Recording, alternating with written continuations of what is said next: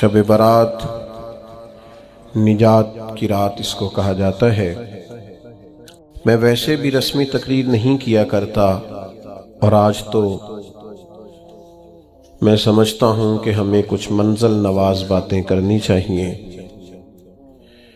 ہماری ذہنی سطح کس تربیت کی متقاضی ہے، اور ہمیں اب کس سمت اپنے سفر کو لے کر کے آگے بڑھنا ہے، اس تعلق سے کچھ باتوں کی اصلاح، کچھ نئے اہداف۔ یہاں خانقائی نظم میں جتنے لوگ وابستہ ہیں ان سے میری گزارش ہوگی کہ وہ دلوں کے کشکول کھول کر اس فقیر بے نوا کی باتوں کو سنیں۔ میں آپ کے سامنے درد دل رکھنے جا رہا ہوں۔ میں کچھ ایسی گزارشات کرنا چاہتا ہوں جو صرف اپنوں سے کی جا سکتی۔ میں جس طرح کا سفر اپنے احباب کے ساتھ کرنا چاہتا ہوں، اس کے تعلق سے کچھ اہم باتیں بڑا سوچ کر، بڑا سمجھ کر۔ اس طرح کبھی زمانہ ہوتا تھا نا خط لکھنے کا، تو جو لوگ خط لکھتے تھے نا، ٹیلی فون پہ تو لوگ فی البدی بول دیتے ہیں نا جو من میں آتا ہے، اور کچھ تھوڑے سے پرانے لوگ جانتے ہوں گے کہ جو لوگ خط لکھتے تھے وہ لکھتے تھے اور سمجھتے تھے کہ عبارت ٹھیک نہیں، پھر پھاڑ دیتے تھے، پھر نئے جملوں کے ساتھ،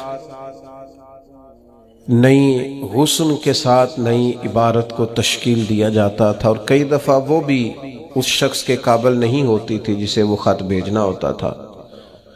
تو سوچ کر، سمجھ کر، پرکھ کر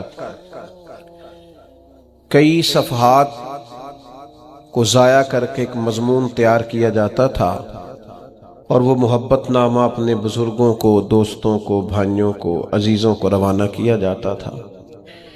میں بھی آج ایک محبت نامہ آپ کی خدمت میں پیش کرنے جا رہا ہوں۔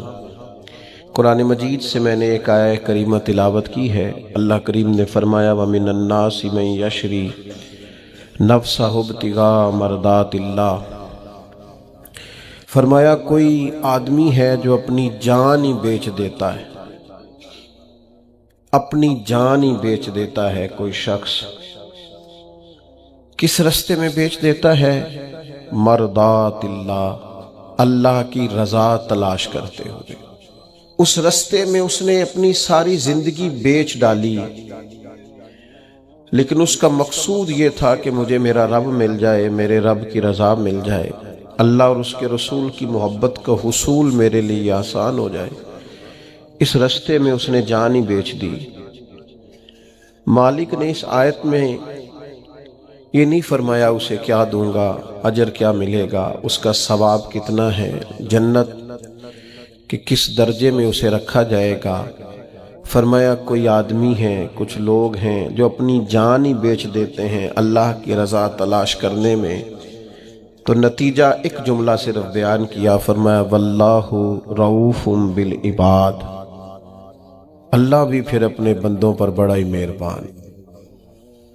اس جملے نے بات کو اتنا کھول دیا ہے، اتنا واضح کر دیا ہے۔ فرمایا اگر تم نے میری خاطر، نبی پاک صلی اللہ علیہ وسلم نے ارشاد فرمایا جب شعبان کی 15ویں رات آئے تو رات کو بیدار رہا کرو اور صبح کو روزہ رکھا کرو۔ تو جب حضور نے کہہ دیا بیدار رہو تو پھر کسی کو سونا نہیں چاہیے، بیدار رہنا چاہیے۔ اور بیداری کا مطلب یہ نہیں کہ وہ آدمی بس جاگتا رہے، اس کا مطلب یہ ہے کہ وہ اللہ اللہ کرے، درود پاک پڑھے، عبادت کرے، تلاوت کرے، ذکر فکر میں رہے۔ کچھ باتیں اس مقصد کے لیے کہ اس رات اللہ پاک نے اپنی رحمت کے دروازے کھولے ہیں، تو کچھ ایسی بات کی جائے جس سے دل نرم ہو جائے۔ دوستو، قرآن مجید کی 2 آیات میں نے پڑھی ہیں۔ اللہ کریم نے فرمایا یا ایھا الذین آمنوا اتقوا اللہ حق تقاتہ، اے ایمان والو اللہ سے ڈرو، اور اتنا ڈرو جتنا ڈرنے کا حق ہے۔ ڈرو اللہ پاک سے، اور جس طرح تم کسی سے ڈرتے ہو، ڈرنے کا حق ہوتا ہے، وہ حق ادا کرنے کی کوشش کرو۔ ہم میں سے بہت سارے لوگ ڈرتے ہیں کچھ لوگوں سے،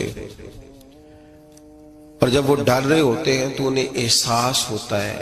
اللہ پاک نے ہمارا وہ احساس خود بیان کر دیا ہے، فرمایا جب تم کسی سے ڈرتے ہو تو تمہیں اس کا احساس ہوتا ہے کہ تم کتنا ڈرتے ہو، تو پھر تم کوشش کرتے ہو کہ تم وہ کام نہ کرو جس سے وہ بگڑ جائے گا، ناراض ہو جائے گا۔ جو لوگ قانون سے ڈرتے ہیں وہ اشارہ نہیں توڑتے، کچھ بھی ہو جائے اشارہ نہیں توڑتے، انہیں پتہ ہے کہ یہاں اشارہ توڑیں گے تو الجھ جائیں گے، اور جہاں انہیں فکر نہ ہو کہ کوئی پوچھنے والا نہیں، وہاں ہم نے دیکھا ہے کہ لوگ اشارہ توڑ دیتے ہیں۔ اللہ تبارک و تعالیٰ نے موقع دیا، میں حرمین شریفین حاضر ہوا تو وہاں ایک روڈ دائری روڈ کہلاتا ہے، اس روڈ سے پیدل چلنے والے نہیں گزر سکتے۔ وہ کہتے ہیں جی اس روڈ سے پیدل والا نہ گزرے، ان کے لیے علیحدہ جگہ ہے۔ قانون یہ ہے کہ اگر کوئی پیدل آدمی وہاں سے گزرے اور اس کا ایکسیڈنٹ ہو جائے تو وہ حکومت یہ کہتی ہے کہ یہ کیوں یہاں سے گزرا تھا، لہذا کوئی مقدمہ نہیں ہو سکتا۔ وہاں ہم نے دیکھا ہے کہ لوگ اس سڑک پہ پیر بھی نہیں رکھتے، کہتے ہیں مر گئے تو بنے گا کچھ نہیں۔ یہاں بھی بہت سارے ایسے معاملات ہوتے ہیں کہ جہاں انسان محسوس کرتا ہے کہ یہ بڑا میرے لیے نقصان ہو جائے گا تو وہ ڈرتا ہے۔ ایک چھوٹی سی بات ہے کہ رات کو کوئی آدمی اپنا دروازہ کھلا رکھ کے نہیں سوتا، حالانکہ کوئی حرج نہیں، کبھی کھلا رہ بھی جاتا ہے، اور اگر کبھی رہ جائے تو جس کی ذمہ داری بند کرنے کی ہو اس کے ساتھ پھر جو رویہ ہوتا ہے گھر والوں کا، یہ خوف ہے ہمارا اندر کا، تو بڑی شدت کے ساتھ ہم اس شخص کو سخت سست کہتے ہیں، ڈانٹتے ہیں، کہتے ہیں تو نے خیال ہی نہیں کیا، جمع پونجی لٹ جاتی تو یہ خوف ہے، یہ ہمارا اندر کا یہ خوف ہے۔ آپ بازار میں جائیں تو درجنوں لوگوں نے گن مین بٹھائے ہوئے ہیں، ان کا دل نہیں کرتا کہ اضافی تنخواہ دی جائے، کیا مطلب ہے ایک آدمی کو اضافی پیسے دینے کا، لیکن وہاں آدمی بٹھایا جاتا ہے، اس کو تنخواہ دی جاتی ہے، اس کی روٹی کا بندوبست کیا جاتا ہے، اس کے سارے ضروریات زندگی کا خیال رکھا جاتا ہے، اور پس منظر یہ ہوتا ہے کہ ڈر لگتا ہے اگر یہ شخص نہ ہوا تو ہمارے چوری ہو جائے گی۔ تو اللہ فرماتے ہیں کہ تو جہاں سے ڈرتا ہے تجھے پتا ہے، تو اس طرح کر کہ مجھ سے بھی اتنا ڈر جتنا ڈرنے کا حق ہے۔ یہ جھوٹ موٹ کا ڈراوا نہ پیدا کر کے اوہ اللہ معاف کرے جی، اچھا جناب بڑا ڈرتے ہیں آپ اللہ تعالیٰ سے، آپ نے تو کانوں کو ہاتھ لگائے، تو پھر آپ کیا کر رہے ہیں؟ اللہ معاف کرے جی میں تو بات نہیں کرتا، بس 2-4 آدمیوں کی پگڑی اچھالوں گا، اس سے زیادہ نہیں۔ ڈر لگتا ہے جی بات کرتے ہوئے، 15-20 آدمی بس میرے قابو آئیں گے، یہ کس قسم کا ڈر ہے؟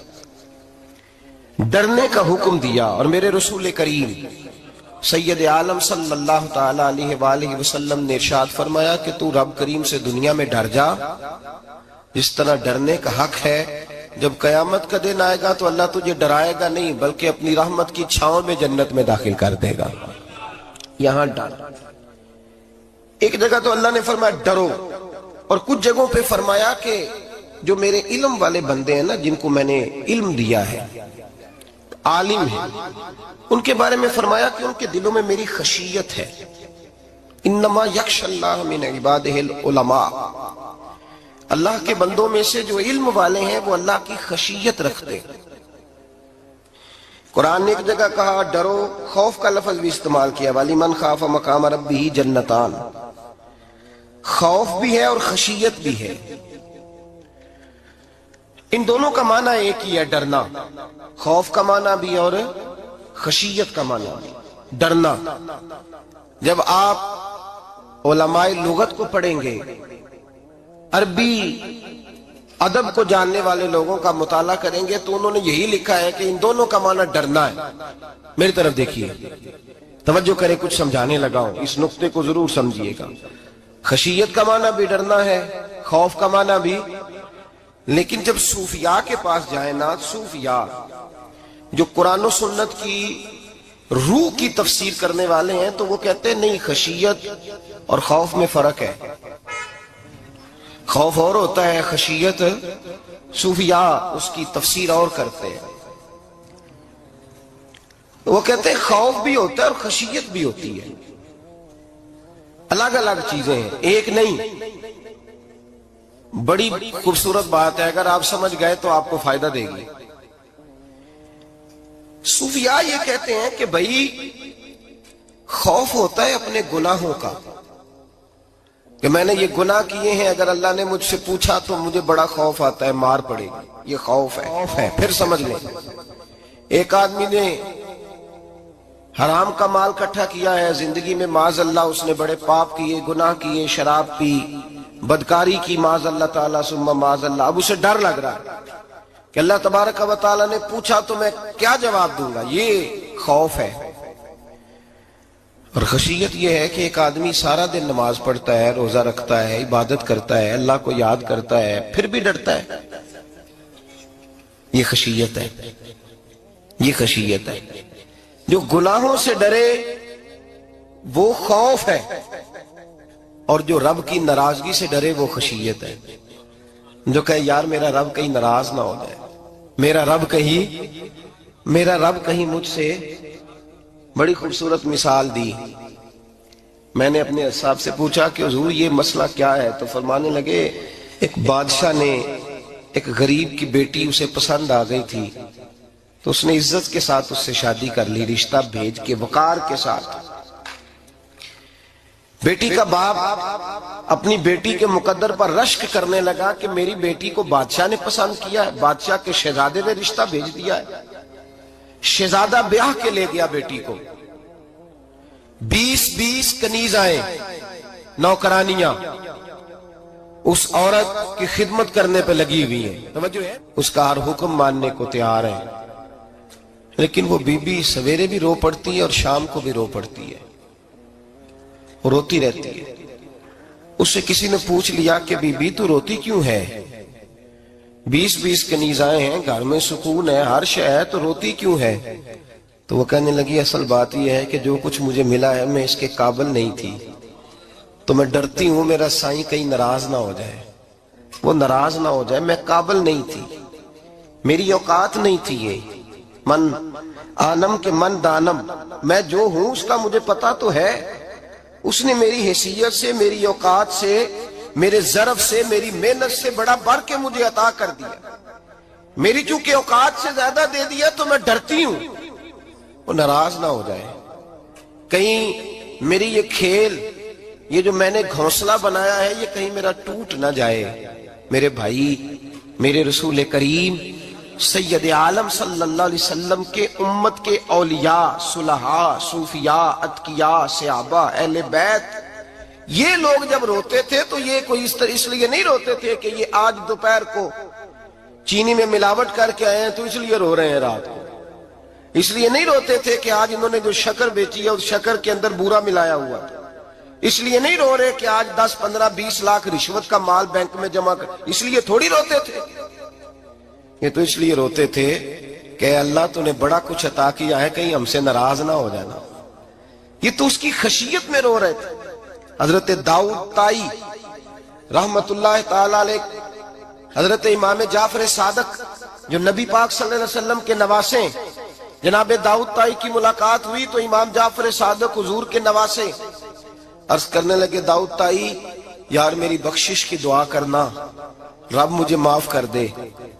تو حضرت داؤد طائی رحمت اللہ علیہ فرمان لگے امام صاحب آپ حضور کے نواسے ہیں، میں نے دعا کرنی ہے کہ آپ نے میرے لیے کرنی ہے؟ تو حضرت امام جعفر صادق رو پڑے، کہنے لگے یار تو نہیں کرنی ہے، اور اسی لیے تو تجھ سے دعا کرا رہا ہوں کہ کہیں ایسا نہ ہو نانا مصطفیٰ کی بارگاہ میں جاؤں تو وہ مجھے کہیں کہ میں کس طرح کا تھا تو کس طرح کا بن کے آیا ہے، یہی تو دعا کرانی ہے کہ میرے لیے دعا کر۔ جو جتنا بڑا ہوتا تھا نا اتنی زیادہ خشیت ہوتی ہے، اور گناہگار کے تو اللہ تبارک و تعالیٰ بعضوں کا سزا دیتا ہے، آنسو سلب ہو جاتے ہیں، اس کو تو اپنے گناہوں پہ رونا ہی نہیں آتا، وہ تو روتا ہے بچہ نہ ہو تب روتا ہے، وہ تو روتا ہے پیسے نہ ہو تب روتا ہے، وہ تو اس وقت روتا ہے جب اس کا مال چلا جائے، اس کو تو بعضوں کا گناہگار کو تو بعضوں کا سزا ملتی، اللہ فرماتے تو دنیا کے لیے روئے گا میرے لیے نہیں رو سکتا۔ اور جو رب کریم کے بندے ہوتے ہیں انہیں اللہ کہتا ہے تو دنیا سے بے نیاز ہے، تیری آنکھ سے آنسو جب بھی ٹپکے یا میرے لیے ٹپکنا چاہیے یا محمد مصطفیٰ کے لیے ٹپکنا چاہیے۔ آپ اگر اس بات کو تھوڑا سا غور کے ساتھ سمجھے تو تمام اولیاء صلحات کیا یہ رو رہے ہیں، تڑپ رہے ہیں، کیا اس کی وجہ تھی؟ نمازیں کم رہ گئی تھی، روزوں میں کمی تھی، فرائض ادا نہیں کرتے تھے کہ رویا کرتے تھے؟ کیوں روتے تھے؟ حضرت سیدنا عمر فاروق رضی اللہ تعالیٰ عنہ کے بارے میں صحابہ کہتے ہیں جناب عمر فاروق جب نماز پڑھاتے اتنا رویا کرتے تھے کہ 7ویں صف تک ان کے رونے کی آواز جایا کرتی، 7ویں صف تک ان کے رونے کی آواز جاتی۔ ہم لوگ بن کے بیٹھ گئے ہیں، ہم لوگ بن کے بیٹھ گئے، ہم یہ سمجھتے نہیں کہ ہماری حیثیت کیا تھی اور رب کریم نے ہمیں نوازا کیا ہے۔ آپ پڑھیے کتابیں، میرے رسول پاک صلی اللہ علیہ وسلم فرماتے ہیں میرا عمر جس گلی سے گزرے شیطان رستہ بدل جاتا ہے۔ نبی پاک فرماتے ہیں میرا عمر جب تک دنیا میں رہے گا دوزخ کو تالا لگا رہے گا۔ اس صاحب اسد الغابہ نے لکھا ہے نبی پاک صلی اللہ علیہ وسلم نے حضرت جبریل امین کو بلایا، فرمایا چل میرے عمر کی شان بیان کر۔ تو حضرت جبریل امین علیہ السلام عرض کرنے لگے یا رسول اللہ صلی اللہ علیہ وسلم 950 سال اگر اللہ مجھے عمر دے، 950 سال رب عمر دے اور پھر بھی میں عمر فاروق کے فضائل بیان کروں تو میں نہیں کر سکتا، عمر کی شان میں نہیں بیان کر سکتا، 950 سال بھی اگر میری عمر ہو۔ نبی پاک نے فرمایا پھر میرے ابو بکر کے بارے میں، عرض کی یا رسول اللہ ابو بکر کی تو بات اس سے بہت آگے کی ہے نا، وہ نبی پاک کتنی عظمت بیان کر رہے ہیں، کس قدر زیادہ رسول کریم صلی اللہ تعالی علیہ وآلہ وسلم ان کی عظمت بیان کرتے ہیں۔ حضرت عمر کیا کہتے ہیں، وہ لوگوں کو بتاتے پھرتے ہیں کہ تم نے دیکھا ہے نا میری کتنی عظمت ہے، وہ یہ نہیں کہتے۔ حضور فرماتے ہیں عمر کی بڑی شان بڑی شان بڑی شان، اور عمر کے پاس جب بھی کوئی جاتا ہے کہتے ہیں عمر آپ کا کیا مقام ہے، تو عمر فرماتے ہیں میں تو اونٹ چرانے والے کا بیٹا ہوں، میں تو اونٹ چرانے والے کا بیٹا ہوں، میں تو اونٹ چرایا کرتا تھا، میں تو 10 اونٹ نہیں سنبھال سکتا۔ حضرت فاروق اعظم رضی اللہ تعالیٰ عنہ سے کوئی پوچھتے جناب عمر آپ کا کیا حال ہے، تو آپ فرماتے یہ تو میرے مقدر ہے کہ میری بہن نے قرآن سنایا تو میں در رسول تک پہنچ گیا، ورنہ مجھے پوچھنے والا کوئی نہ ہوتا۔ کبھی جناب علی المرتضیٰ کا بازو پکڑ کے کہتے ہیں علی تو نہ ہوتا تو عمر ہلاک ہو جاتا۔ بھائی حضور شانیں بیان کرتے ہیں، نبی پاک کہتے ہیں میرے ابو بکر نے احسانات کیے، بڑے احسانات کیے، میں نے سب کا بدلہ چکا دیا، ابو بکر کا نہیں چکایا، اللہ کی بارگاہ میں عرض کروں گا یا اللہ تو ہی اسے بدلے دے۔ اور جناب ابو بکر صدیق سے کوئی پوچھتا ہے ابو بکر آپ کا کیا حال ہے، تو ابو بکر صدیق فرماتے ہیں مجھ سے میرے اندر کا عالم نہ پوچھو، اگر قیامت کے دن اعلان ہوا نا کہ سارے لوگ بخشے گئے ایک باقی بچا ہے تو مجھے ڈر لگتا ہے کہ ابو بکر ہی بچ جائے گا جو نہیں بخشا جائے گا، مجھے ڈر آتا ہے۔ تو بھائی پن کے بیٹھ گئے لوگ، لوگوں کو پوچھ کر کے دیکھیں، کہتے ہیں کیا پاپ کیا ہے، کیا ہو گیا ہے؟ خشیت سے کانپتی ہوئی روحیں، تڑپتے ہوئے میرے رسول پاک کے غلام، اولیاء اللہ صوفیاء کرام کے رونگٹے کھڑے ہیں رب کریم کے خوف سے۔ جو جتنا مالک کو جانتا ہے اتنا کانپ رہا ہے، اتنا ڈر رہا ہے، جس کی آنکھوں سے آنسو خشک ہے مطلب یہ ہے یہ رب کو جانتا ہی نہیں، اسے کیا خبر اس کا جلال کتنا ہے، اسے کیا خبر اس کا عذاب کتنا ہے، تو کیا جانے ان بطش ربک لشدید، جب وہ پکڑتا ہے تو بڑا سخت پکڑتا ہے۔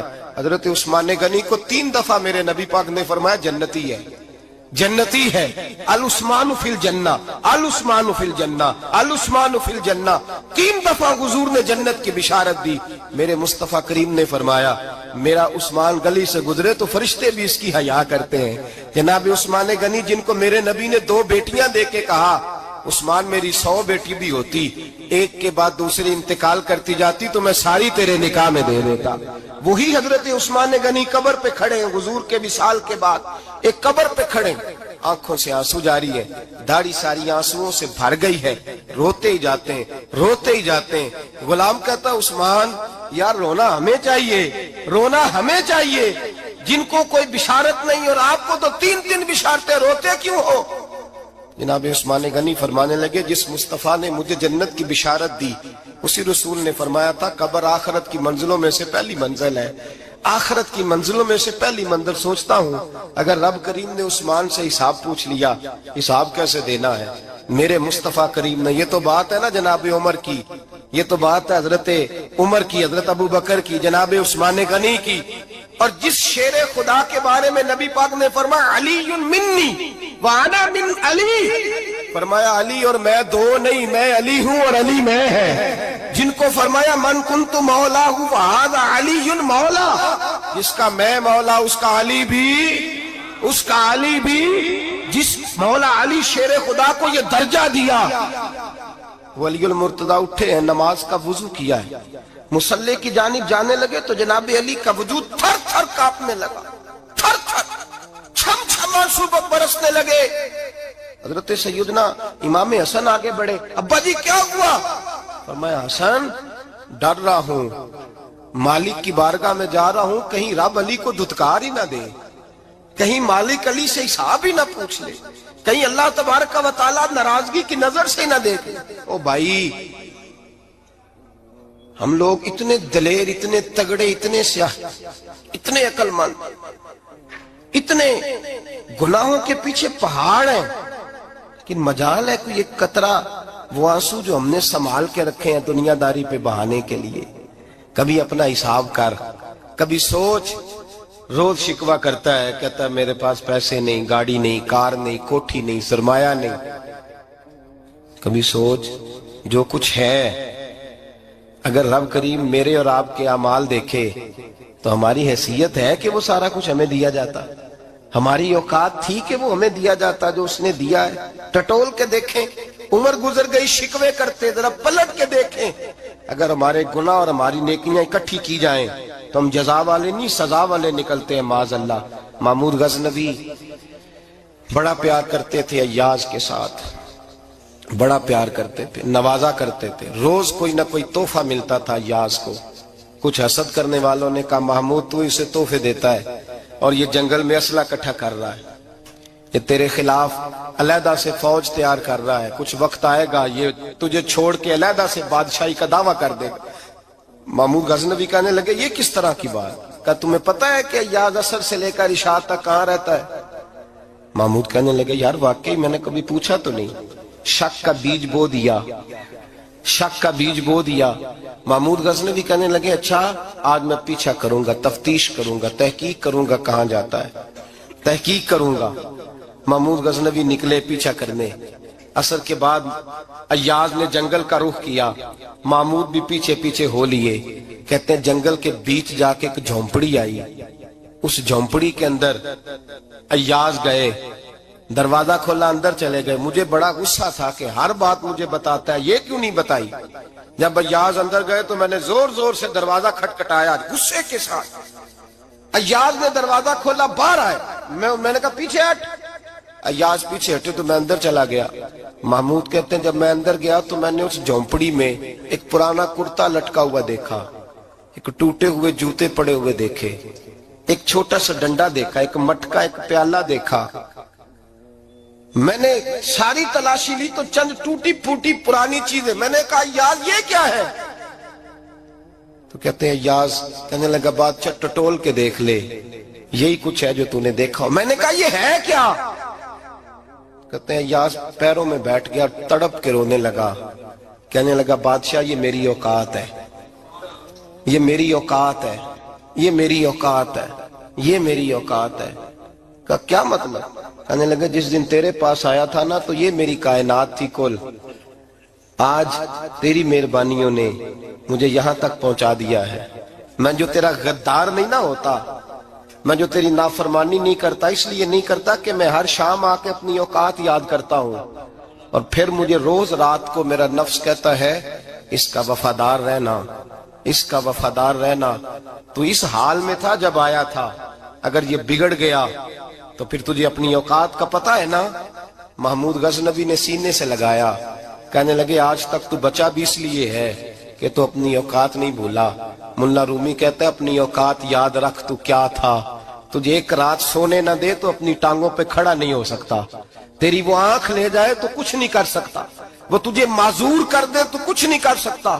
30-30 साल के ऊंचे 7 फुट कद के जवान उसने फालक ज़दा करके अस्पतालों में डाल दिए, वो कुछ न कर सके।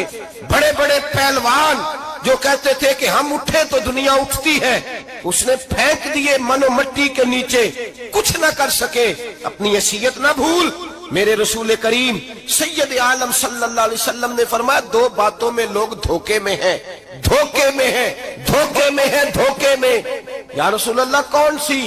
فرمایا جو صحت مند ہے وہ دھوکے میں ہے، وہ سمجھتا ہے میں کبھی بیمار ہی نہیں ہوں گا، مجھے روز اسی طرح نیند آئے گی جس طرح اب آتی ہے، میں روز اسی طرح اٹھوں گا جیسے اب اٹھتا ہوں، میں اتنا ہی لمبا چوڑا رہوں گا جس طرح آج ہوں، میرا حسن اسی طرح قائم رہے گا جیسے آج ہے۔ تو دھوکے میں ہے، دھوکے میں۔ بڑے بڑے آئے اور بڑے بڑے مٹی کا ڈھیر ہو گئے، فنا ہو گئے، کل من علیہ فان، فنا ہو گئے، کوئی پوچھنے والا نہ رہا۔ اور میرے رسول پاک نے فرمایا جو فارغ ہے، جن کو رب نے اپنی عبادت کے لیے فارغ کیا، اپنے دین کی نوکری کے لیے فارغ، وہ بھی دھوکے میں ہیں، وقت ضائع کر رہے ہیں، چوک اور چوراہے میں کھڑے ہیں۔ میرے بھائی جب اپنی حیثیت انسان بھولتا ہے، حیثیت بھولتا ہے، پھر وہ شکوہ کرتا ہے، جب اپنی اوقات بھولتا ہے پھر شکوہ کرتا ہے، جب وہ بھول جاتا ہے کہ میں کیا تھا پھر وہ شکوہ کرتا ہے۔ حضرت سیدنا امام اعمش رحمت اللہ علیہ بازار میں کھڑے تھے تو بادشاہ کا بیٹا گزرا، اکڑ کے گزرا، آپ نے بازو پکڑ کے کھینچا، فرمایا جا کے اپنی ماں سے پوچھ اور اپنے باپ سے پوچھ تیری اوقات کیا ہے، اکڑ کے چلتا ہے، جا پوچھ ان سے تیری حیثیت کیا ہے۔ حضرت جناب سیدنا امام اعمش نے ڈانٹا تو واپس آیا، آگے کہنے لگا ابا وہ امام کیا کہتا تھا کہ میری اوقات کیا ہے، کیا اوقات ہے میری؟ تو باپ اور ماں دونوں گھورنے لگے، کہنے لگے بیٹے ہمارے پاس دولت بھی تھی، گھر بھی تھا، مکان بھی تھا، جائیدادیں بھی تھی، بادشاہت بھی تھی، پر ہم دنیا کے دروازوں سے بھیک مانگ مانگ کے تھک گئے تھے۔ عرش کا مالک ایک بیٹا عطا نہیں کرتا تھا، ایک بیٹی نہیں دیتا تھا، تڑپ گئے تھے، روتے تھے، سسکتے تھے۔ پھر وہی امام احمد جنہوں نے آج تجھے گلی میں کھڑا کیا ہے اس کے دروازے پہ جا کے بیٹھ گئے، ہم نے کہا رب ناراض ہو گیا، دعا کرو ہم سے راضی ہو جائے، چلو زیادہ نہیں ایک لالی ہمیں دے دے۔ کہ امام اعمش دعائیں کیا کرتے تھے تو تب اللہ پاک نے تو ہمیں عطا کیا تھا۔ تیری او بھائی اپنی حیثیت کا تو تعین کر، تو بڑھ بڑھ کے باتیں کرتا ہے، تو بڑا کھل کھل کے بولتا ہے، اپنی حیثیت کا تو تعین کرنا، ذرا اندازہ تو کرنا کہ تو کون تھا، کہاں سے آیا ہے، تیری اوقات کیا ہے۔ یہاں لوگ ایک منٹ میں آگے نکل جاتے، پلٹ کے دیکھ تو صحیح۔ اور میرے بھائی جو بڑے لوگ تھے وہ تڑپا کرتے تھے۔ حضرت فضیل بن عیاض رحمت اللہ علیہ فرماتے ہیں بغداد میں بارش نہیں ہوتی تھی، قحط پڑ گیا، جانور پیاس سے مرنے لگے، جوان بچے بوڑھے نڈھال ہونے لگے۔ فرماتے ہیں میں بھی نکلا، سفیان ثوری بھی نکلے، اور بھی کئی صوفیاء میدان میں نکلے، دعائیں مانگی پر بارش نہیں ہوتی تھی۔ فرماتے ایک جھونپڑی سے ایک سفید بالوں والا اور گندمی رنگ والا ایک بوڑھا غلام نکلا جو کسی کا ملازم تھا، باہر آیا جھونپڑی سے، ہم اسے دیکھ رہے تھے وہ ہمیں دیکھ نہیں رہا تھا۔ فرماتے ہیں اس کے چہرے پر عبادت کے نشان تھے، دور سے اس کا چہرہ دیکھتے لگتا تھا کوئی رب کریم کا بندہ ہے۔ فرماتے ہیں ہم اسے اللہ کا ولی جانتے تھے۔ اس نے دعا مانگی کہ تو لفظ پتہ کیا ہے دعا کے، ہاتھ اٹھا کے کہنے لگا مولا مجھے پتا ہے یہ جو بارش نہیں نہ ہو رہی ہے میری وجہ سے نہیں ہو رہی، میرے گناہوں کی بڑی لمبی فہرست ہے، بڑی لمبی لائن ہے۔ کہنے لگا اے اللہ میری اکیلے کی وجہ سے سارے بغداد کو سزا تو نہ دے، رب کریم جوان بھوکے، بچے بھوکے، مائیں ترس گئیں، بچے ترس گئے، جانور پانی کے قطرے، اللہ گناہ تو میرے اکیلے کے ہیں اور ان سب کو سزا کیوں دیتا ہے؟ نہ میری سزا سب کو تو نہ دے، میری سزا صرف مجھے دے، ان کو نہ دے۔ کہتے ہیں ابھی اس کے ہاتھ اٹھے ہوئے تھے، دعا بول رہا تھا، رب کریم نے فوراً بارش عطا فرما دی۔ فرماتے ہیں کھل کے بارش برسی۔ میں نے لوگوں سے پوچھا پتہ کرو کس کا غلام ہے، کہا فلاں آدمی کا۔ حضرت فضیل بن عیاض کہتے ہیں میں شام کو گھر چلا گیا، اس کے آقا سے بات کی، خرید لیا۔ میں جب اس کو خرید کے لایا گلی میں جا رہے تھے تو مجھے کھڑا کر کے کہنے لگا فضیل میں نکما سا آدمی ہوں، بال بھی سفید ہیں، مجھ سے تو زیادہ کام ہی نہیں ہوتا، کیوں تو نے پیسے خرچ کیے، میں اس قابل ہی نہیں تھا، کیوں خریدا؟ تو حضرت فضیل ابن عیاض کہتے ہیں میں نے اس کو کہا کل جو تو نے دعا مانگی تھی تو نہیں دیکھ رہا تھا، ہم دیکھ رہے تھے، تو مقبول ہے رب کریم کی بارگاہ کا، تجھے اس لیے خرید کے لایا ہوں تو مقبول ہے۔ کہتے ہیں یہ لفظ سنے تو ٹھہر گئے وہ، کہنے لگے اچھا آقا مجھے 5 منٹ کا وقت ملے گا؟ میں نے کہا ہاں ہاں ضرور ملے گا۔ کہتے انہوں نے وہیں نماز کی نیت باندھ لی، 2 رکعتیں پڑھی اور 2 رکعتیں پڑھ کے ہاتھ اٹھائے، کہنے لگے مولا تیرا اور میرا راز تھا، تو نے راز کیوں کھولا؟ اللہ مسترنا بسترک الجمیل، یا اللہ تیرے پاس پیارے پیارے پردے ہیں، ایک پردہ مجھے عطا کر دے، مجھے اپنا رکھ، مجھے لوگوں کے سامنے میرے پردے نہ کھول۔ آپ فرماتے ہیں یہ کہہ کہ وہ زمین پہ بیٹھے کلمہ شہادت پڑھا، ان کی روح پرواز کر گئی۔ میرے بھائی جو زیادہ پرہیزگار تھے، تو بڑے رب کریم کے بندے تھے، ان کے تو آنسو خشک ہی نہیں ہوتے، وہ تو تڑپا کرتے، صبح شامیں ان کی روح کے گزرتے تھے، اور رب کریم کی ناراضگی سے ڈرتے تھے۔ وہ کہتے تھے مالک کہیں ناراض نہ ہو جائے، کہیں بگڑ نہ جائے۔ میرے رسول کریم صلی اللہ علیہ وسلم کے صحابی کہتے ہیں ایک جنگ سے خوشخبری آئی، تو جو خوشخبری لانے والے تھے وہ حضرت عمر فاروق رضی اللہ تعالیٰ عنہ کے پاس پہنچے خوشخبری دینے۔ حضرت عمر رضی اللہ تعالیٰ عنہ کھڑے تھے، صحابی نے آ کے کہا عمر مبارک ہو۔ جناب عمر کچھ لوگوں سے گفتگو کر رہے تھے، بات چیت جاری تھی، کہا مبارک ہو، فتح ہو گئی۔ حضرت عمر کہنے لگے ٹھہر تو جا، اس سے تو بات کر لینے دے جس سے کر رہا ہوں۔ جب کہنا ٹھہر تو جا، وہ جو پیچھے کھڑے تھے وہ شرمندہ ہو گئے۔ اتنی سی بات ہے نا، چودھری تو بندہ بنتا ہی تب ہے جب 5-10 کی ایک دن کے اندر بےزتی کر لے، پڑھا لکھا تو بنتا ہی تب ہے جو 10-15 کو جاہل کہہ لے، تو بڑا تو بنتا ہی تب ہے جو 5-6 کو نیچا دکھا لے۔ تو یہ ہماری ڈگریوں کا تو مزاج ہی بڑا مختلف ہے، ہم تو اعزاز والے ہوتے ہی تب ہیں جب کچھ چھوٹا ہوگا تو ہم بڑے ہوں گے نا۔ ہم تو چاہتے ہیں ہمیں کچھ چھوٹا ملے، کسی کو چھوٹا کر کے اس کے قد پہ سوار ہو کے بڑا ہونا چاہتے ہیں۔ اتنی سی بات تھی کہ ٹھہر جانا یار، پہلے اس کی تو سن لینے دے۔ وہ شرمندہ ہو گئے صاحب۔ جب وہ شرمندہ ہوئے تو سیدنا فاروق اعظم دوڑے گئے۔ صحابہ کہتے ہیں گارا تھا، کیچڑ تھا، اس گارے میں سر رکھا، سجدہ کرنے لگے، اٹھے، کہنے لگے مولا اپنے عمر سے ناراض نہ ہو جانا، یہ کل تک اونٹ چرایا کرتا تھا، آج تیری مخلوق کو شرمندہ کرنے لگ گیا ہے، یہ اپنی حیثیت ہی بھول گیا، اسے خبر ہی نہیں کہ یہ کیا تھا، یہ آج تیری مخلوق کو شرمندہ کرتا ہے۔ اللہ اپنے عمر سے ناراض نہ ہو جانا۔ وہ شخص کہتے ہیں پیچھے آ کے کھڑا رو رہا ہوں۔ میں نے کہا عمر کیا کر رہے ہو؟ فرمایا نہیں یار میں نے تجھے شرمندہ کیا ہے، یہ میں بھول گیا تھا کہ میں کیا ہوں۔ بھائی اپنی حیثیت کا تعین کریں، آؤ آج اپنی حیثیت کا تعین کریں، دیکھیں ہم کہاں تھے، کہاں بیٹھے، پلٹ کے دیکھیں کیا تھے، ہم کیا ہیں، راتیں کہاں گزرتی ہیں، صبح کہاں بیتتی ہیں۔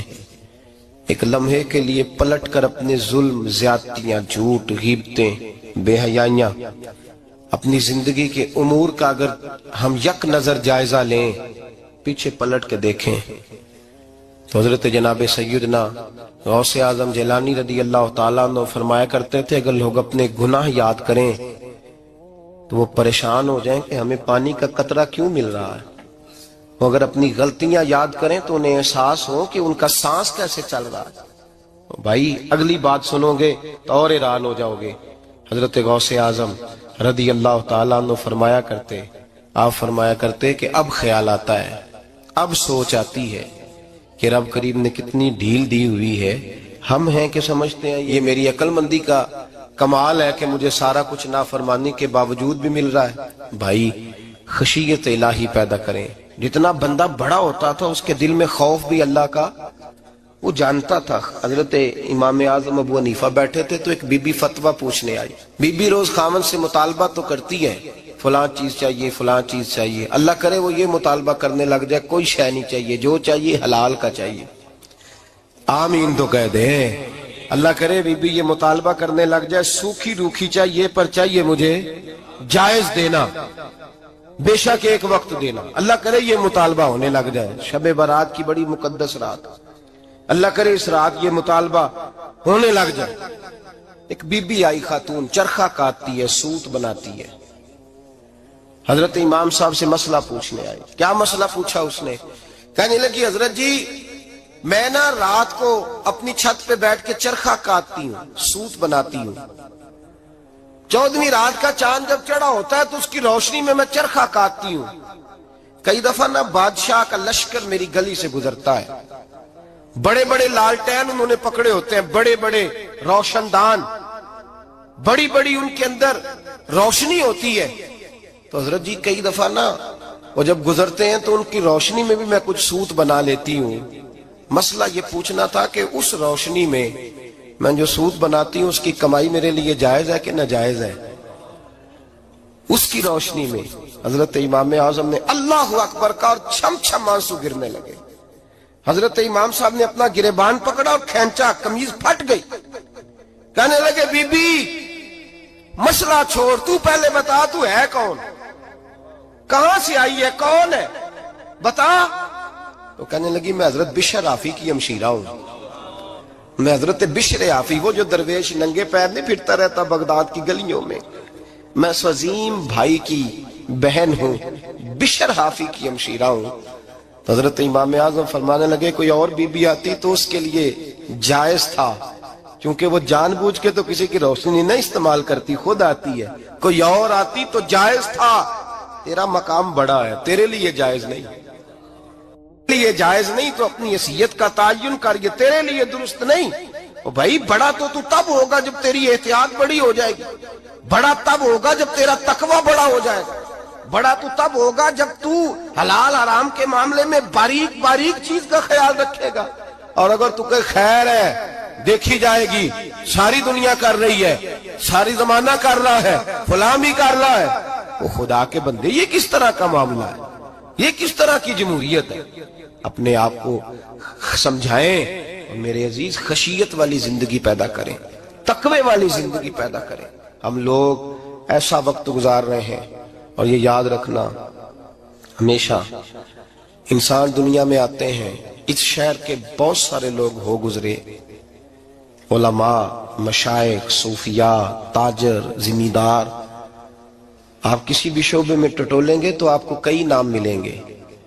اس شہر محبت کے ڈھیروں لوگ ہو گزرے، اور یہ کہانی ہر شہر کی ہے. آج میں اور آپ یہاں بستے ہیں، کچھ وقت کے بعد ہم داستان ہوں گے. امام شافعی رحمت اللہ علیہ فرماتے ہیں میں ایک شہر سے گزر رہا تھا تو میرے پیر کو ٹھوکر لگی، میں نے زمین کھودی تو ایک کھوپڑی نکلی، کھوپڑی نکلی تو اس کے اوپر تاج بھی تھا.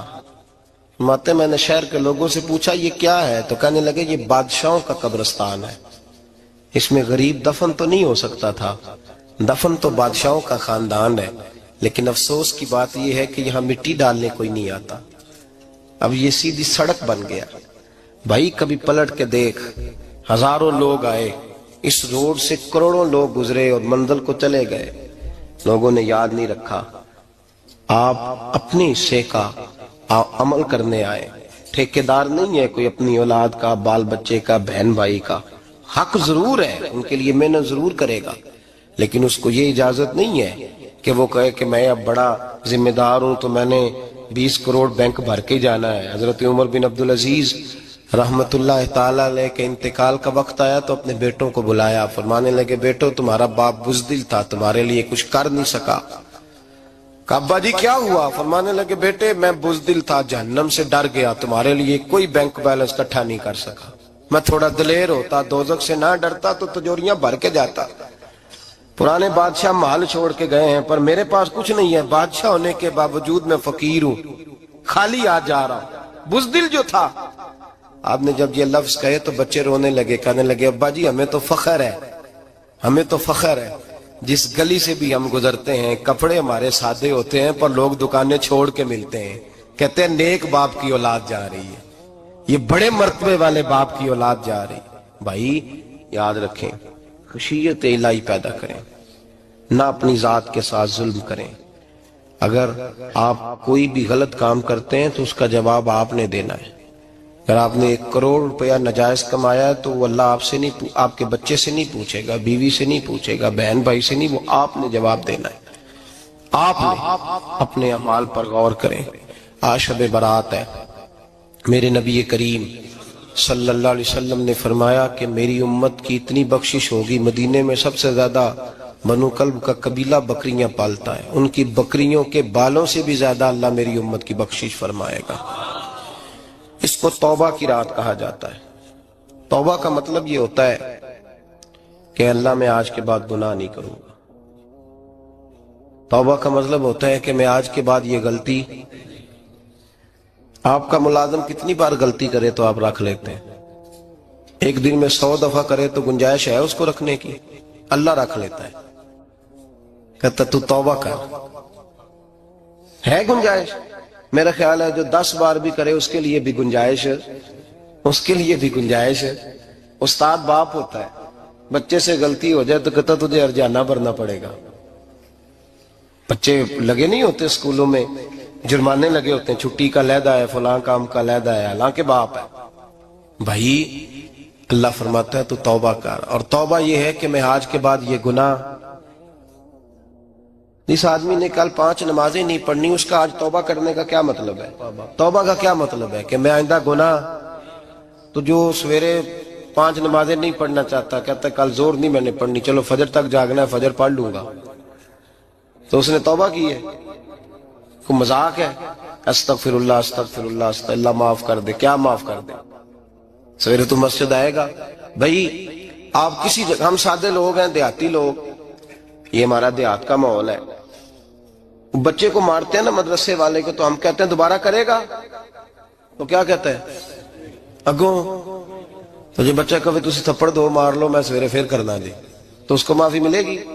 یہ کیسی معافی ہے کہ سویرے میں نماز نہیں پڑھنی زور کی، لیکن یا اللہ معاف کر دے، یا اللہ، یہ جھوٹ ہے، یہ دھوکہ ہے، یہ مذاق ہے، مذاق نہیں کرے۔ اور بندہ کوئی سیاںہ ہو تو مذاق برداشت نہیں کرتا، اور معاذ اللہ استغفر اللہ، رب کریم کے ساتھ مذاق، یا اللہ میری توبہ، یا اللہ میری توبہ، یا اللہ مجھے معاف کر دے، یا اللہ معاف کر دے، اور سویرے جھوٹ پھر بولنا ہے اٹھتے ہی، تو یہ کیسی توبہ ہے؟ توبہ کا مطلب ہوتا ہے کہ میں توبہ کرتا ہوں آج کے بعد گناہ، تو توبہ کو سمجھے تو صحیح نا میرے بھائی، توبہ کو سمجھیں۔ تمام صحابہ، چونکہ شراب حرام نہیں تھی تو ہر آدمی پیا کرتا تھا، جب حرام ہو گئی تو پھر کسی نے منہ نہیں لگایا، توبہ ہو گئی تو پھر ہو گئی، پھر معاملہ ختم ہو گیا۔ پھر کبھی قریب حضرت مرثد بن ابی مرثد البغوی رضی اللہ تعالیٰ عنہ، حضور کے صحابی ہیں، آپ فرماتے ہیں میرے اندر ایک غلطی تھی، میرا بہت ساری خواتین کے ساتھ دوستانہ تھا، نبی پاک کی بارگاہ میں جب میں گیا اسلام کی بائعت کی تو حضور نے فرمایا تیری نظر جھکی رہنی چاہیے، خبردار کسی عورت سے تیرا، کہتے ایک نصیحت نبی پاک نے کی۔ آپ فرماتے ہیں میں نے اپنے دل کو اس طرح سمجھایا کہ عورتیں اگر میرے پاس آ کے کھڑی ہوتی تھی تو میرے اندر کا وجود کہتا تھا کہ ہو ہی نہیں سکتا میری توجہ جائے، اس لیے کہ توبہ کی ہے، اب دوبارہ ادھر توجہ جا سکتی۔ میرے بھائی توبہ کو اس کے مفہوم کے ساتھ توبہ کریں، جھوٹ نہیں بولیں، گناہ نہیں کریں۔ میرے رسول کریم صلی اللہ علیہ وسلم نے فرمایا استغفار پڑھا کرو، میں دن میں 100 مرتبہ استغفار کرتا ہوں۔ حضور کہتے ہیں میں دن میں، حضور 100 دفعہ دن میں استغفار کرتے۔ امام حسن کے پاس ایک شخص آیا، کہا میرے پاس اولاد نہیں، فرمایا استغفار پڑھ۔ ایک پھر آ گیا، اس نے کہا حضور میرے پاس روزی نہیں، فرمایا استغفار پڑھ۔ ایک اور آیا، اس نے کہا حضور بیماری بڑی ہے گھر میں، فرمایا استغفار کر۔ آپ کے صاحبزادے بیٹھے تھے، کہا ابا جی جو آتا ہے آپ استغفار ہی بتاتے ہیں۔ آپ فرمانے لگے جب کوئی بندہ توبہ کرتا ہے تو رب راضی بڑا ہوتا ہے۔ تو میں نے سب کو توبہ کا وظیفہ بتایا ہے، جس کی جو بھی مجبوری ہو اگر توبہ کر لے تو اللہ تعالیٰ اسے آسانی عطا کر دیتا ہے، اللہ اس پہ نظر رحمت کر دیتا ہے۔ اپنے آپ کو تبدیل کریں، نماز کو اس کی حقیقت کے ساتھ پڑھا کریں، اس کی حقیقت کے ساتھ نماز کو پڑھیں۔ 5 وقت مسجد میں حاضری دیں، چھوڑ کے سارے کام چھوڑ کے، باقی سارا کچھ بعد میں۔ آپ کا رشتہ لوگوں کے ساتھ زندگی کا ہے، موت کا نہیں ہے۔ آپ خود دیکھ لیں، جن کے بزرگ چلے گئے وہ ڈیلی جاتے ہیں قبرستان، کل بیٹھتا ہے 2 گھنٹے جا کے، والد صاحب ہیں، دادا جی ہیں، نانا جی ہیں، دیکھا کبھی کسی کو صبح گیا ہو شام آیا ہو؟ یہی حال ہمارا ہوگا، بالکل کوئی نہیں جائے۔ اور پھر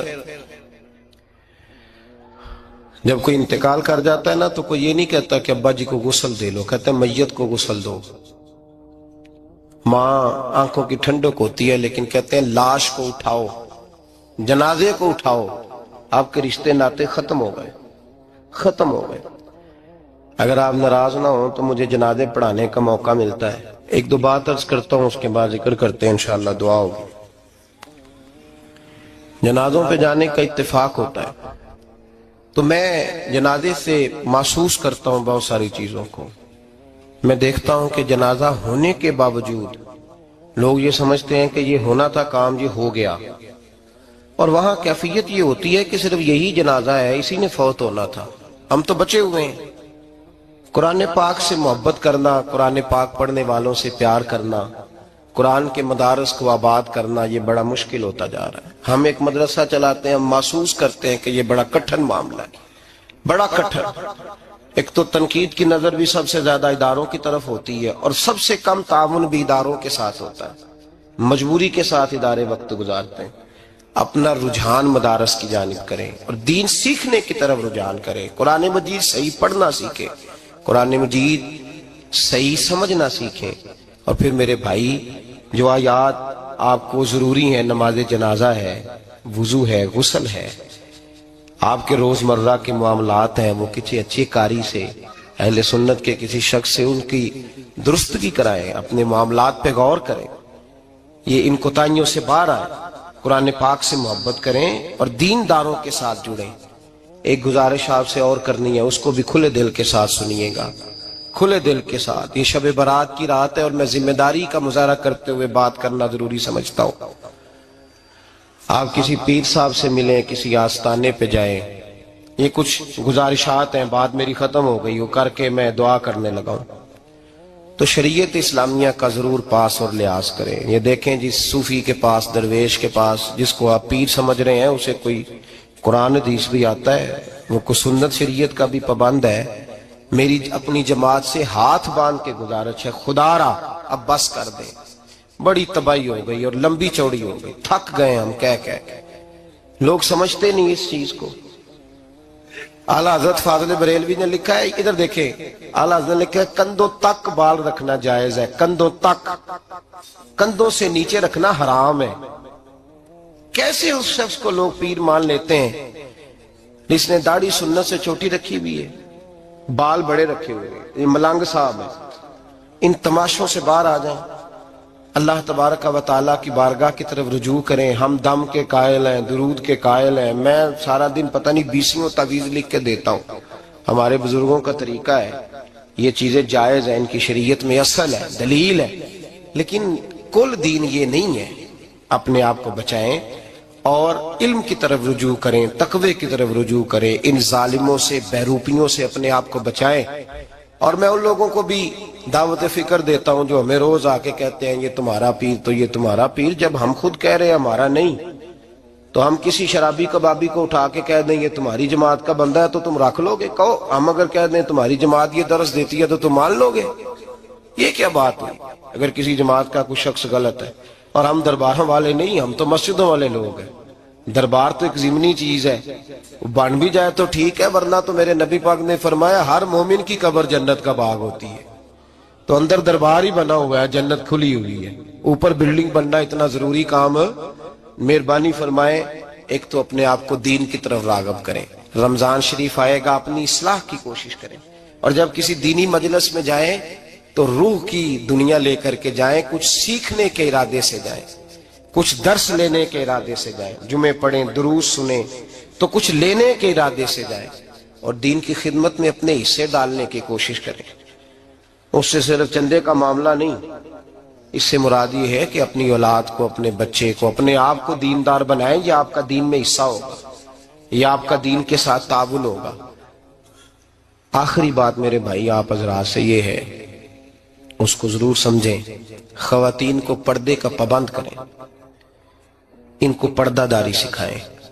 پردہ شریعت میں ضروری ہے، اور جواب دہ عورت نہیں ہوگی، اس کا خامند ہوگا، اس کا باپ. اور اس کا اگر بھائی بڑا سربراہ ہے تو وہ جواب دہ ہوگا کہ عورت بے پردہ کیوں نکلتی ہے.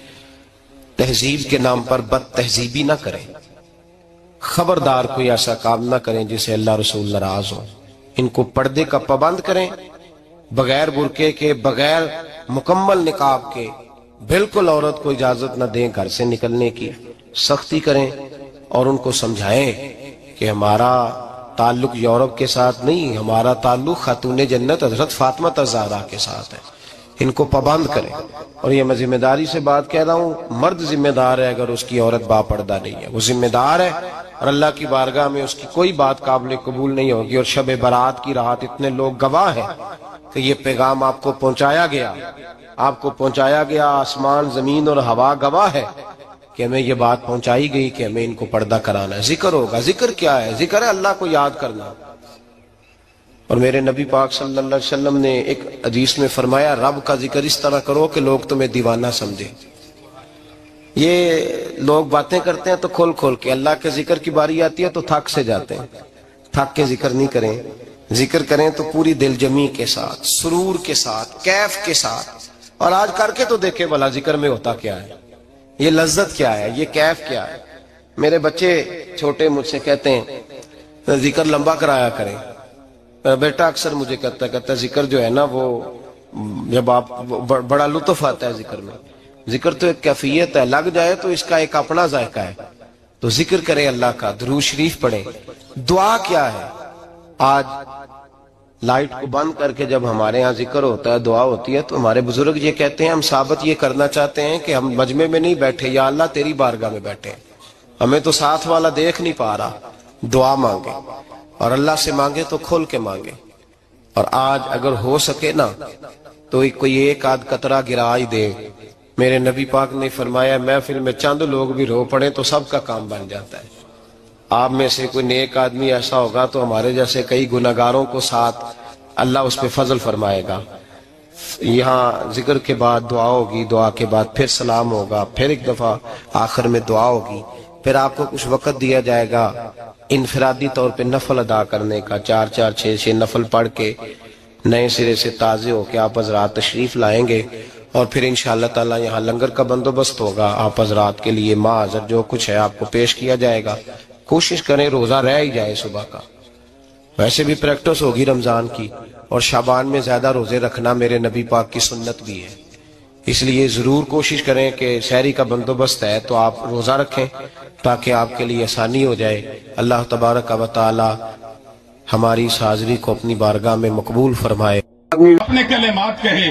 رب کریم کی قسم میرے پاس لفظ نہیں کہ میں آپ کی خدمت میں ان کیفیات کو بیان کر سکوں جو آپ کے بیان میں لطف تھا، جو لفظ تھے، جو جملے تھے، جو کلمات تھے، جو سلاست تھی، جو روانگی تھی، جو حسن بیان تھا، جو ندرت بیان تھا، وہ دنیا سے جدا گانا تھا. مولا اس آواز کو سلامت رکھے. اور دوسری بات یہ ہے کہ اللہ تعالیٰ صحت و عافیت والی زندگی عطا فرمائے. آپ نے علامہ ثمر عباس صاحب کی زبان سے اشارتاً اور کنایتاً اپنے احوال کو جاننے کی کوشش کی. 2 باتیں مختصر، جسٹ 2 منٹ. 2 منٹ میں ایک بات آپ کی خدمت میں کہنا چاہتا ہوں. انہوں نے اشارتاً بات کی ہے، میں ذرا کھلی بات کرنے کا. آپ کے شہر ٹوبہ ٹیک سندھ میں سنیت کا تشخص ختم کیا جا رہا ہے. وہ تشخص، وہ امتیاز، وہ عظمت جو امام احمد رضا نے اہل سنت کو عطا کی تھی، ٹوبہ ٹیک سنگھ میں اس تشخص کو مٹھایا جا رہا ہے. احمد رضا کے ماننے والے ہوں یا دیوبندی ہوں یا وہابی غیر مقلد ہوں، یہ اہل تشیع ہوں، سب ایک جگہ پر بیٹھ گئے ہیں. بیٹھ نہیں گئے، متحد ہو گئے ہیں.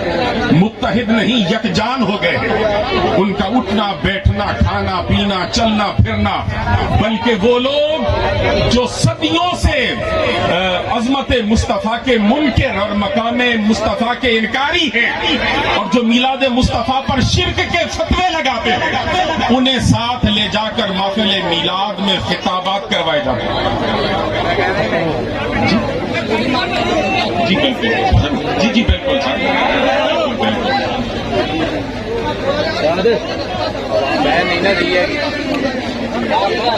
جی جی بیٹھو بیٹھو، تشریف رکھو، کر لینے ٹھیک سارا کچھ. آپ کا تشخص مٹایا جا رہا ہے ٹوبہ ٹیک سنگھ سرزمین پر.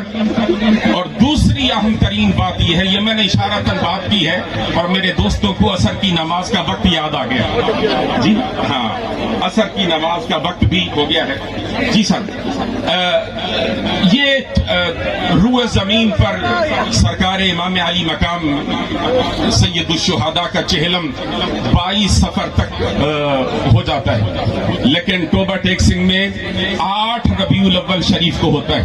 सबसे पहले इस ज्यादती के खिलाफ आपके इस खादिम और गुलाम ने आवाज बुलंद की थी जिला यमन कमेटी के अंदर, फिर डिवीजनल अमन कमेटी के अंदर, और फिर सूबाई इत्तेहाद बैनुल मुस्लिमीन कमेटी के अंदर कि टोबा टेक सिंह में चेहलम इमाम अली मकाम इमाम हुमायूं अपने दिनों में मनाया जाए। मैंने इस साल फिर सालों के बाद ये आवाज उठाई।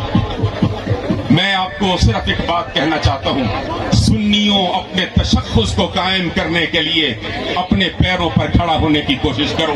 तुम्हारा तशख्खुस मिटाया जा रहा है बिला तकल्लुफ, दौर जुल्मत के नैयर ताबा, तर्जुमाने हकीकत, आफताब इल्म व हिकमत, आलमी मुबल्लिग इस्लाम अल्लामा पीर मोहम्मद अजमल रजा कादरी फैज याफ्ता दरबार आलिया बरेली शरीफ, खलीफा मजाज आस्ताना आलिया बरेली शरीफ की खिदमत में इल्तिजा करता हूं कि वो अपने मवाइज़े हसना से सामीन को महसूस फरमाएंगे।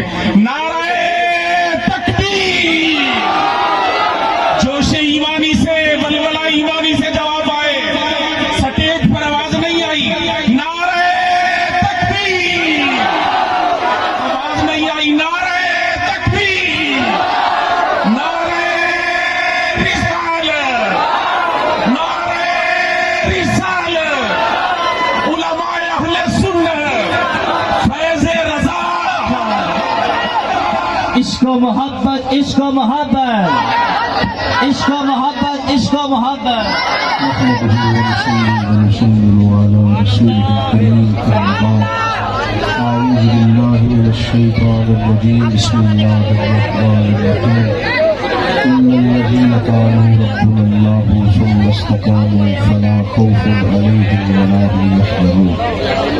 صدق اللہ العظیم. درود شریف پڑھ لیجیے. الصلاۃ والسلام علیک یا رسول اللہ. پیارے بھائی چھوڑ دیں موبائل سارے جیبوں میں رکھ کے چھوڑ دیں. نہیں آپ نے درود شریف پڑھیں بآواز بلند. الصلاۃ والسلام علیک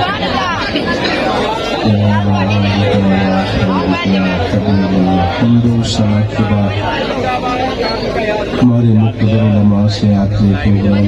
آپ ضرور بات کو مانیں گے. اللہ تعالیٰ جزائے خیر عطا فرمائے, رحمتوں سے مالا مال فرمائے. ہوگی طلباء کی دستار بندی ہوگی, مدرسہ سے فارغ ہونے والے طلباء اور سیکورٹی کے ہمارے دوست احباب جو ہیں